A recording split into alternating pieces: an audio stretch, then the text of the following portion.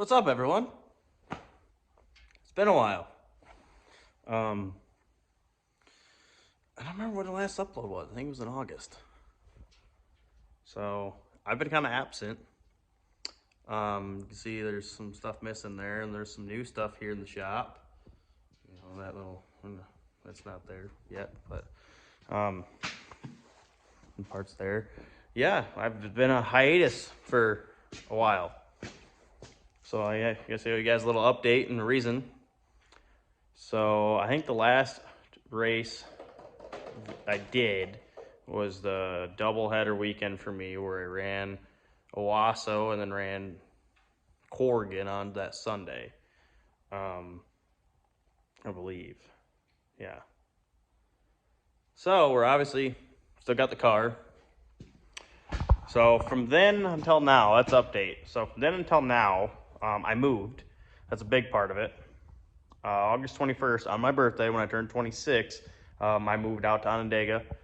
Moved in my own place over here by John and James and them, so closer to the race shop and everybody. Closer to our home, Springport. Yeah, so I moved out here. I left my job that I was with at the time. At the time, I was still with Gillette's, I believe. I left my job and worked on the farm and just kind of took a little hiatus. And then now I got a new job, working for a city, working for a DPW at a city here local to me, and give me like a drink of boys on a little bit of health kick too. No more energy drinks. Any pop I drink is no shit, sugar free. You're not eating as much junk food. Gotta get healthy for these race cars, right? But yeah, I changed my job and everything, and we didn't have many races on the schedule. We had a couple fun shows.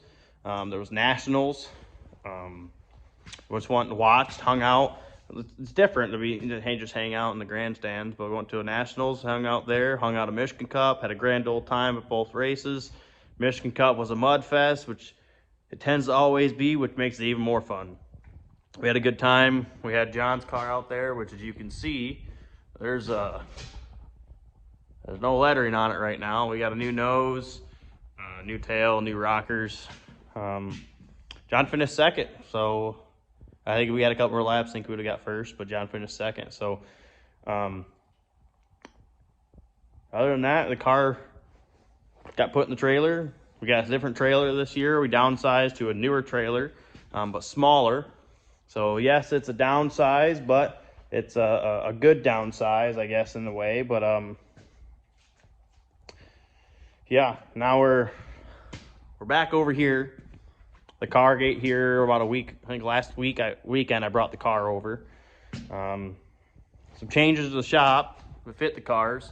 We had this loft here, and everything that was over there from previous videos, is now up there. Put some lights in, hung up some stuff, but it's always been cramped here with two cars, and let alone just mine and John's. Mine's obviously just as a permanent home, but this is where we work out of it. Can't show you too much of that. We've got a brand new chassis sitting over. That is a brand new FLF car picked up from Curry. We've done a few things to it, put a couple stuff on it. For those of you who don't know, that's a Gen 6 body.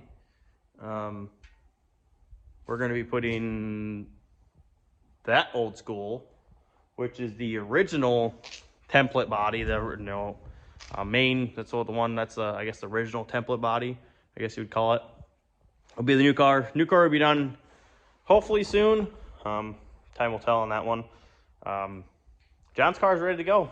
Besides wrap and shocks, we'll send our shocks. He'll send his shocks to Tyler here shortly at Rocket Fab out there, and he's been with John for a while, and he does my shocks as well, and get his shocks all dialed in.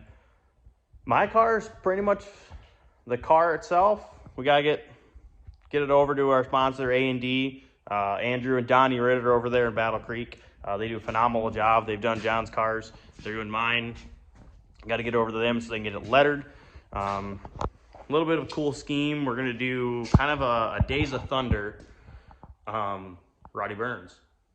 I got the nickname when I was living out west, Rowdy. Not many people call me here, but I decided, if we're going to do it, we're going to do it. So that's going to be kind of a little bit of rowdy with the orange. We're going to change the red to an orange. I like this flesh and orange. But the car itself obviously is missing a crucial part. We're missing a major crucial part here. Major. Took the engine out. The engine was pretty old. It was a very old engine. But even though it was an old engine, it made a lot of power. It made plenty of power for me. Enough power, and it had good parts in it that I sent it off to get refreshed. So we're getting a refresh on that. Changed a few things on it. And we've been on 110 with this car since I got it. The motor I had was a methanol motor originally. We switched to 110. Turns out we can't do that. We got to run it in higher octane. It's a high compression motor, so we're either going to run a C16, or the better route, cheaper route, would be to switch back to M1 methanol, VPM1. We work with a guy, a close friend of ours, Brock Spade over here. So yeah, we had a choice to go from M1 or 116. The choice was made when we got a price of fuel. There's a massive difference. There's about $1,000 difference ish in the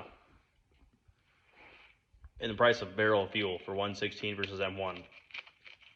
So we're gonna go back to methanol, which means carburetor, fuel pump, and fuel lines and fuel cells got to be cleaned out, and we'll be on methanol again. Isn't a bad thing. The only thing with methanol is it's very finicky. A lot of people who know of methanol usually see it in sprint cars, fuel injection applications, or drag racing applications. It's huge. A lot of your big time guys that are in No Radio versus the World, Lights Out, all that stuff, they're on M1 methanol. It's finicky with carburetors. You got to be really good at your tuning. So we'll have a little bit of work figured out, but we're going to run the methanol. Different. Smells bad, but man, does it make power. And unfortunately, it's what we got to do to save us some money. So, all right. So yeah, obviously back to methanol. We're gonna do a motor refresh, get it back in, get the car ready to rock. This year is gonna be, we've got 5 races at Corrigan, 6 races at Springport, as well as Owasso. And then we were going to go to Bristol, but unfortunately we did not make the entry list. Had some technical difficulties, which kind of played out in our favor because Bristol's going to be a really expensive weekend to go to. And that's me, I say us, but it's me being a small person in this big racing world and not a ton of funding. Put it in perspective, to go to Bristol is about $5,000. That's your food, fuel down there, places to stay, fuel for the car, tires, anything like that, drive back, all that stuff. About $5,000, so it's roughly going to cost. We're still going to go and watch. We're going to have a good time, but we will, however, be going to Indy for the Cletus and Cars Indy at IRP in Indianapolis Raceway Park. I believe that's in June or July. I have to double check, but we will be going to that. It's Cletus and Cars event, so he'll have his Burnout Rivals contest. He'll have the Indy 800 with Crown Vics racing around, and then Rangers and other stuff, and all the antics he does, as well as the Midwest Mod Tour. Hopefully we'll lock in and be able to run that race, but not much has changed on the car. We've got a list of stuff coming, new gauges. We've got this exhaust is no longer. We've got a radical new exhaust that I'm building. I'm waiting for a mock-up block to get here so I can start mocking up to build a custom one-off 180-degree crossover headers to 8-into-1. So we're going to each line into a single collector. It's 8-into-1. And it comes out as a 4-inch, I believe, small merge collector, 4-inch in diameter.